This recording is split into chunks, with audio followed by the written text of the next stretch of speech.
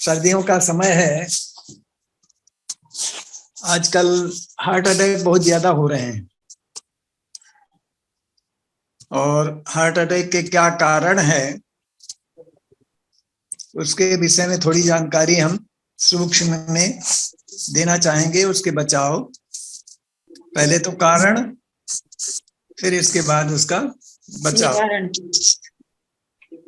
तो आजकल हमारा जो खान पान है तो बहुत ही ज्यादा बिगड़ा हुआ है,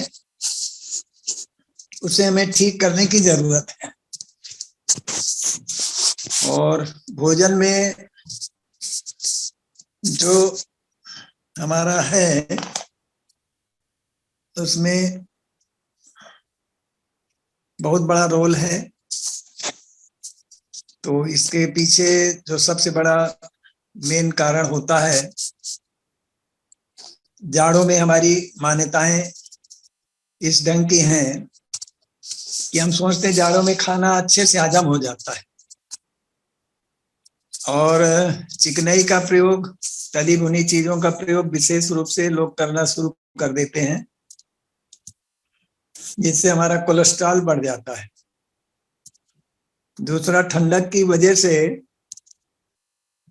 हमारी वेन्स जो है सिकुड़ने लगती हैं और सिकुड़ने की वजह से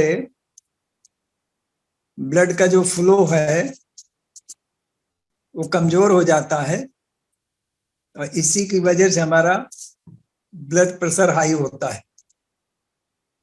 ब्लड प्रेशर हाई जिनको नहीं भी होता है उनको भी ब्लड प्रेशर की बीमारी होने लगती है। और ज्यादातर ये देखा गया है कि जाड़ों में ही हार्ट अटैक के केसेस ज्यादा बढ़ते हैं। तो जरूरत इस बात की है कि प्रकृति के अनुसार, अब जैसे हमारा जो धम्म है, भगवान बुद्ध ने जो दिया वो प्रकृति के ऊपर ही आधारित है।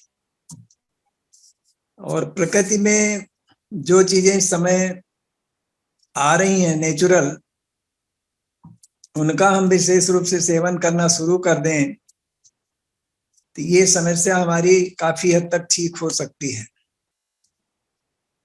दूसरा, भोजन के साथ साथ हमारी दिनचर्या, अब सर्दियों की वजह से हम एक्सरसाइज बंद कर देते हैं। जाड़ों में बिस्तर से निकलना कठिन हो जाता है, बिस्तर से निकलकर बाहर नहीं आते हैं, जबकि जाड़ों में हमें विशेष जरूरत है एक्सरसाइज की, धूप स्नान की, मालिश की और प्राकृतिक भोजन की। प्राकृतिक भोजन में अब जैसे बहुत सारे लोग ये कहते हैं कि अमरूद से हमें सर्दी होती है, सर्दी जुकाम हो जाती है। एक्चुअली उसके अंदर जो कैरोटीन है वो हमारे कफ को ठीक करता है, एलर्जी को ठीक करता है, मसाने की सफाई करता है और ब्रोंकल सिस्टम को ठीक करता है। अब जैसे आजकल गाजर आ रही है, मूली आ रही है, चुकंदर आ रहा है, सलजम आ रहा है, पत्ता गोभी आ रहा है, फूल गोभी आ रहा है। ये हेल्दी सीजन इसीलिए कहा गया है कि अगर इसमें हम अपने स्वास्थ्य के प्रति थोड़ी सी जागरूकता ले आए तो निश्चित रूप से हम बहुत सारी बीमारियों से बच सकते हैं और विशेष रूप से हार्ट अटैक से भी बच सकते हैं। तो जरूरत इस बात की है कि हम सुबह उठ करके बिस्तर जल्दी से जल्दी छोड़ दें और गर्म पानी पिएं। जिनको शुगर ना हो वो अंजीर मुनक्के का पानी पिएं, और जिनको शुगर हो या आर्थराइटिस हो, मोटापा हो, जोड़ों का दर्द हो, उनको मेथी का पानी पीना चाहिए। शाम को 1 चम्मच मेथी दाना भिगो दें, सुबह चम्मच से चलाकर पानी छान ले, पानी पी लें। और 2-3 गिलास गुनगुना पानी पिए। तो ये आपके पूरे सिस्टम में, खाली पेट आमाशय में जाएगा तो पूरे सिस्टम में फैलेगा, शुगर लेवल को भी ठीक करेगा, कोलेस्ट्रॉल को भी ठीक करेगा, जोड़ों के दर्द को भी ठीक करेगा, सर्दी जुकाम से भी बचाएगा। मेथी का पानी, जिनको एसिडिटी होती है, और ज्यादातर हमने देखा है जो लोग सर्दियों में तली भुनी चिकनाई वाला भोजन ज्यादा करते हैं उनको एसिडिटी बहुत होती है। बहुत सारे लोग तो जाड़ों में अच्छा खासा वजन बढ़ा लेते हैं यही सब चीजें खा खा करके, लेकिन वजन ही नहीं बढ़ता है, कोलेस्ट्रॉल भी बढ़ता है, फैटी लीवर भी होने लगता है। तो इन सब चीजों से बचने के लिए हमें जरूरी है, अगर शुगर नहीं है तो अंजीर मुनक्का शाम को भिगो दिया, कम से कम 3 अंजीर और 30 मुनक्का, और सुबह उसका पानी छान लिया, गर्म पानी 1-2 गिलास मिला करके उसको पी लिया, तो फैटी लीवर बहुत जल्दी ठीक होता है और कोलेस्ट्रॉल के लेवल को भी कम करता है, हीमोग्लोबिन भी बढ़ाता है। तो अंजीर और मुनक्के का पानी, और ये अंजीर और मुनक्का ब्रेकफास्ट के समय डॉक्टर जी करने को मांगता है। हाँ बोले, या बाद में प्रश्न कर लेंगे? अपना कंटिन्यू रखिए डॉक्टर साहब, कंटिन्यू रखिए जी, कंटिन्यू रखिए डॉक्टर साहब। हाँ जो भी प्रश्न हो बाद में कर लेंगे।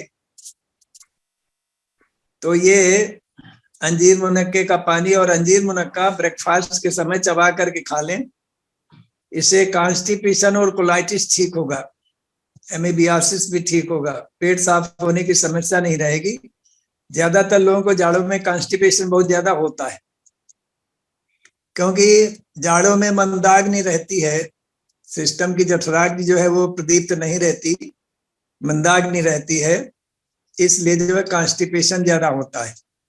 लोग क्या समझते हैं कि हमारा खाना हजम अच्छे से हो जाता है, लेकिन ऐसा नहीं होता है, वो सिस्टम में पड़ा रहता है देर तक, और यही कारण है कि अच्छी खासी भूख नहीं लगती है। अगर बादल हो गया तो और ज्यादा हमारी भूख कम हो जाती है। तो सुबह का हमारा ये ब्रेकफास्ट में आजकल जैसे आपका अंकुरित मूंग हो गया, अखरोट बादाम भी भिगो करके ले सकते हैं, हार्ट वाले को तो अखरोट बादाम जरूर लेना चाहिए, और दलिया सब्जी के साथ, या हरी मटर बॉयल करके या थोड़ा सा स्टीम दे करके नमक काली मिर्च मिला करके उसको भी, हरा मटर भी लें। तो इस तरीके से, और गाजर, मटर में आप बॉयल करते समय थोड़ी सी गाजर है, चुकंदर है, पत्ता गोभी है, हरी सब्जियां भी उसमें बॉयल कर सकते हैं। तो जितने ही ये हरी सब्जियों का, ताजी चीजों का प्रयोग करेंगे उतने ही तेजी से आपका कोलेस्ट्रॉल भी घटेगा और बीपी की समस्या होने ही नहीं पाएगी। और इस बीच तो शुगर का लेवल भी आप अपने आप को भोजन के द्वारा ठीक कर सकते हैं। टहल करके कम से कम इतना तो करें कि एक बार थोड़ा सा पसीना जरूर आ जाए, इतना आप टहलें। और इसी में हम कंजूसी करते हैं जाड़ों में। अगर ये टहलने का क्रम सुबह का रहे और सुबह का ब्रेकफास्ट कायदे का रहे तो कोई दिक्कत नहीं होने पाएगी।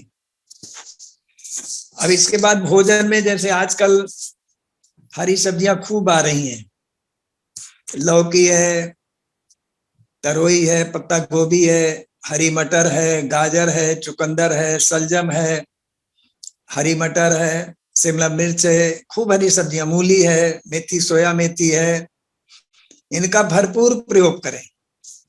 हम तो समझते हैं 1-2 रोटी ही खाएं और बाकी सब्जी और फल, फल में आपका अमरूद भी आ रहा है, पपीता भी बढ़िया आ रहा है, तो इनका अगर सेवन आप बढ़ा देंगे तो निश्चित रूप से कच्चा भी खाएं और बॉयल भी खाएं, और दाल और रोटी का सेवन कम कर दें, तो निश्चित रूप से इस मौसम का लाभ आप अच्छे से अपने शरीर को मतलब स्वास्थ्य लाभ ले सकते हैं। इसके बाद शाम को इस समय जैसे पत्ता गोभी हो गया, लौकी हो गया, सलजम हो गया, गांठ गोभी हो गया, चुकंदर हो गया, इन सब चीजों को छोटा काट करके और सभी मसाले हल्दी, जीरा, काली मिर्च, मेथी पाउडर, धनिया, ये सब कुछ डाल लें और सूप बना लें शाम को, और पर्याप्त मात्रा में सूप पिए। ये ब्लड प्यूरिफिकेशन का काम बहुत अच्छा करेगा, बॉडी को डिटॉक्सिफाई भी करेगा। और इसके बाद रात का भोजन कोशिश करें हल्का हो। हल्का इन सेंस ऑफ मतलब 8 बजे तो भोजन, 8 बजे के पहले भोजन आपका हो जाना चाहिए, जिससे 2 घंटे का 3 घंटे का समय सोने के बीच में मिल जाए। इससे क्या है, अगर आपने 8 बजे के पहले भोजन कर लिया, 10:30 11 बजे सो रहे हैं, आपको एक नींद आएगी और सुबह आप जल्दी जगेंगे, फ्रेश होकर के उठेंगे, कोई दिक्कत नहीं होगी। हमने ये देखा है कि रात में लेट आवर्स में किसी पार्टी में गए और रिच भोजन लिया, तो कैटर्स तो आप देखते हैं किस तरीके का भोजन बनाते हैं कि तेल में ही सब चीजें फ्राई करते हैं, फिर उसमें बहुत सारा वो मसाले डालते हैं, तेल डालते हैं, सब चीजें डालते हैं। उस तरीका भोजन अगर लेट आवर्स में हमने लिया और आकर के हम सो गए, तो निश्चित रूप से 3 घंटे बाद आपका पल्पिटेशन बढ़ता है और उसी समय हार्ट अटैक की संभावनाएं बढ़ती हैं 2 से 4-5 के बीच में। तो ये सावधानी हमारे लिए बहुत जरूरी है कि हम लेट आवर्स में भोजन न करें। पार्टी में जाएं, वहां फल सलाद अगर ठीक ठाक है तो ले लें, नहीं तो घर से अपना खाना खा के जाएं, मिले जुले और लौट आए। क्योंकि आज की जरूरत हमारे सेहत है, स्वास्थ्य से बढ़कर कुछ नहीं है। शरीर माध्यम खलु धर्म साधनम, स्वास्थ्य रक्षा पहला धर्म है।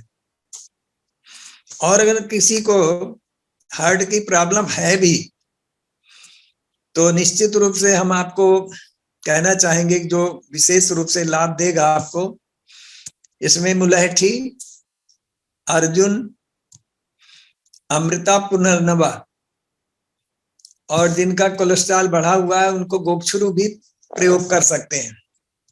इनको चाहें तो नोट कर लें, एसटी मधु, अर्जुन, पुनर्नवा, गोक्षुरु और अमृता। एसटी मधु मुलहठी होती है, ये आपकी बॉडी में स्निग्धता प्रदान करती है, स्टिफनेस दूर करती है, एक्सटर्नल इंटरनल दोनों स्टिफनेस दूर करती है मुलहठी। हार्ट को, लंग्स को, सबको मांसपेशियों में स्ट्रेंथ देती है और उनकी मतलब मुलायमता प्रदान करती है, सॉफ्टनेस पैदा करती है। और आपकी पुनर्नवा ये ब्लड प्यूरिफिकेशन का काम करती है, खून को गाढ़ा नहीं होने देती। गोक्षुरु ज्यादातर पतला करने के लिए डॉक्टर लोग जो दवा देते हैं वो हमारे लिए उतना फायदेमंद नहीं है जितना कि गोक्षुरु है।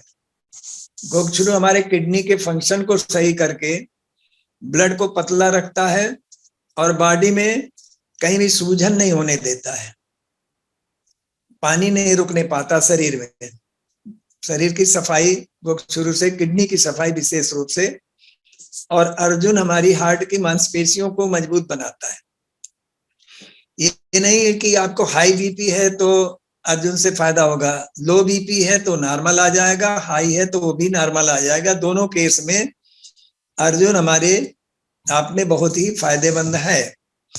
तो इस तरीके से अगर हम अपनी दिनचर्या को बना लेते हैं प्राकृतिक ढंग से, और प्राकृतिक भोजन हम विशेष रूप से करते हैं, अमरूद से बिल्कुल नहीं डरना है, गाजर से बिल्कुल नहीं डरना है, मूली को केवल दोपहर सुबह ले सकते हैं, शाम को ना लें। जिनको गठिया की ज्यादा शिकायत हो वो भी मूली ना लें। तो इस तरीके से अगर आप अपना भोजन क्रम बना लेते हैं तो निश्चित रूप से हार्ट के अटैक से बच सकते हैं। और जिनको सुविधा हो तो सुबह धूप में तेल मालिश जरूर करें। तेल के लिए आप नारियल तेल भी ले सकते हैं, सरसों का तेल भी ले सकते हैं, ऑलिव ऑयल भी ले सकते हैं। सरसों का तेल तो जाड़ों में फायदा करता ही करता है, लेकिन हाँ होना चाहिए शुद्ध, उसमें किसी प्रकार के केमिकल्स ना मिले हों, ये विशेष रूप से। नहीं तो नारियल का तेल आप लें, वो भी शुद्ध देख लें।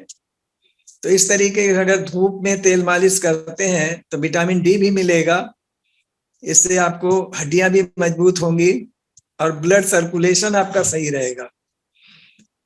मालिश बहुत महत्वपूर्ण है हार्ट के मरीजों के लिए, क्योंकि जैसे ही नाड़ी संस्थान आप में स्टिफनेस आती है, नाड़ी संस्थान में स्टिफनेस आती है, वैसे ही हार्ट को ज्यादा मेहनत करनी पड़ती है ब्लड को लास्ट उसमें पहुंचाने के लिए। जैसे हेड में पहुंचाना है, टो में पहुंचाना है, हाथ की फिंगर्स में पहुंचाना है।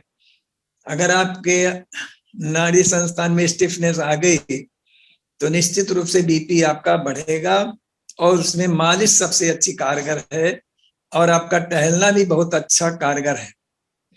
एक बात का और ध्यान देने की जरूरत है, जो हम देख रहे हैं, प्रैक्टिकल एक्सपीरियंस हमारा है, कि अगर आपको किसी कारण से सफर करना पड़ा, ठंडक लग रही है, ठंडे में गए, हाथ पैर ठंडे हो गए, तो एकदम से आग के सामने आकर के सेकना नहीं चाहिए।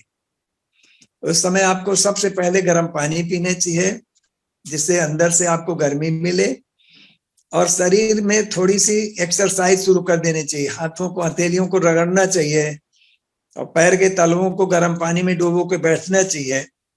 तो इस तरीके से पैर को गर्म पानी में डुबो के बैठेंगे, हथेलियों को भी डुबो के बैठेंगे, गर्म पानी पिएंगे, तो आपको जो ठंडक लगी है, मौसम का प्रभाव पड़ा है, वो आधा घंटे के अंदर आपका ठंडक का प्रभाव दूर हो जाएगा और आप वार्म अप हो जाएंगे।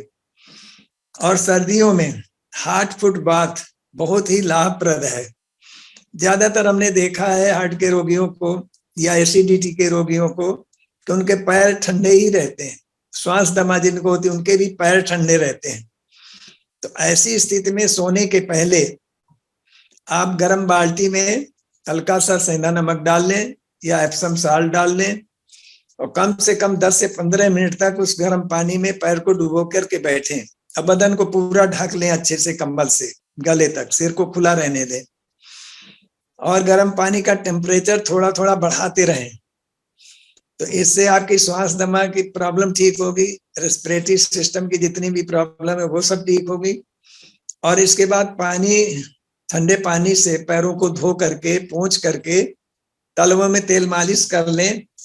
तो इससे आपको एक तो नींद अच्छी आएगी, पूरा ब्लड सर्कुलेशन सही रहेगा, श्वास दमा रेस्पिरेटरी सिस्टम की दिक्कत है तो वो भी ठीक रहेगी। कभी कभी हम आप सोचते हैं श्वास दमा की प्रॉब्लम है, और लेकिन वो कोलेस्ट्रॉल बढ़ने की वजह से भी होती है। कोलेस्ट्रॉल अगर बढ़ा हुआ है तो आपकी सांस फूलना स्वाभाविक है, और हम सोचते हैं हमारे रेस्पिरेटरी सिस्टम की प्रॉब्लम है, और ड्यू टू कोलेस्ट्रॉल होता है। तो उसमें भी ये पैर का गर्म स्नान आपको फायदा करता है, क्योंकि पूरा सर्कुलेटरी सिस्टम को ठीक करता है। और किसी को सांस दमा की शिकायत भी है तो वो गर्म पानी पी करके इस पैर के गर्म स्नान को ले लेता है, तो निश्चित रूप से विदिन 30 मिनट आपका श्वास का जो अटैक है वो तुरंत ठीक हो जाता है। और श्वास के रोगियों को जितना भी सांस फूल रही किसी कारण से, तो ग्रीन टी पिए, या ग्रीन टी उपलब्ध नहीं है तो गर्म पानी को ही कप में लेकर के सिप करके, जैसे चाय पीते उस तरीके से सिप कर करके धीरे धीरे कप के पानी को खत्म करें। तो पानी पीते ही आपकी सांस की जो बढ़ा हुआ सांस है वो धीरे धीरे कंट्रोल हो जाता है। किसी किसी को सांस लेने में इतनी परेशानी होती है। तो इस तरीके से बहुत सारी चीजें हैं जो बिना दवा के भी आप अपने आप को ठीक कर सकते हैं। हमें घबराने की जरूरत नहीं रहती, हमें अपने भोजन सुधार की जरूरत है, अपनी दिनचर्या सुधार करने की जरूरत है। तो इतना अगर हम कर लेते हैं तो निश्चित रूप से हम अपने आप को जाड़ों में भी स्वस्थ रख सकते हैं। लेकिन हमारा जाड़ों में विशेष रूप से आग्रह सभी समर भाई बहनों से है कि अपने भोजन में फल और सलाद की मात्रा बढ़ा लें। जाड़ों में जो फल हैं, कोई जरूरी नहीं कि आप महंगे फल लें, बाहर के फल लें। जाड़ों में जो आपके पास उपलब्ध फल हैं, उन सब फलों को, अमरूद, गाजर, पपीता, ये विशेष रूप से इस समय आ रहा है। सिंघाड़ा भी आ रहा है। सिंघाड़े में आयोडीन बहुत होता है। सिंघाड़ा भी आप कच्चा भी खा सकते हैं, बॉयल करके भी खा सकते हैं, भून करके भी खा सकते हैं। तो इस तरीके से आप अगर शकरकंद जैसे है, शकरकंद ये भी बहुत फायदेमंद है, कार्बोहाइड्रेट बहुत होता है। तो सुबह के ब्रेकफास्ट में शकरकंद भी आप रख सकते हैं, दूध से भी ले सकते हैं और सादा भी शकरकंद खा सकते हैं। भून करके आलू भी आप खा सकते हैं। तो ये जो चीजें हैं, इनको आप विशेष रूप से अपने भोजन में जोड़ लें। अब भोजन को ज्यादा बनावटीपन न लाएं, तो निश्चित रूप से हम आप सभी स्वस्थ रह सकते हैं, दीर्घायु रह सकते हैं। और निरोगी व्यक्ति ही राष्ट्र का निर्माण करता है, और हम आप राष्ट्र के निर्माता हैं सभी। और हम सब इस संघ से जो जुड़े हुए हैं, एक बहुत महत्वपूर्ण है, और हम लोगों को बहुत महत्वपूर्ण भूमिका भी निभानी है। और इस समय इमरजेंसी लगा करके हम लोगों को चाहिए कि हम सब लोग अपने ग्रुप में अधिक से अधिक स्वास्थ्य का, क्योंकि पहला सुख निरोगी काया। दूसरा, हमारे जो बिजनेसमैन हैं, तो लोगों से भी निवेदन है कि अपने समर्थ भाई बहनों को अगर किसी को बिजनेस संबंधी कोई दिक्कत आती है, तो उनको कम से कम अच्छी सलाह दे करके किस फील्ड में, किस दिशा में उनको बढ़ना चाहिए, कैसे अपने बिजनेस को बढ़ाएं, ये फिर सारे टिप्स देने चाहिए। तो ये सारे का सारा हमारे समर्थ भाई बहनों को अगर ये सब चीजें मिलती रहेंगी, तो हमारा निश्चित रूप से स्वास्थ्य भी अच्छा रहेगा। दूसरा, धन से भी परिपूर्ण रहेंगे, तो निश्चित रूप से हम आगे की लड़ाई अच्छे से लड़ सकेंगे।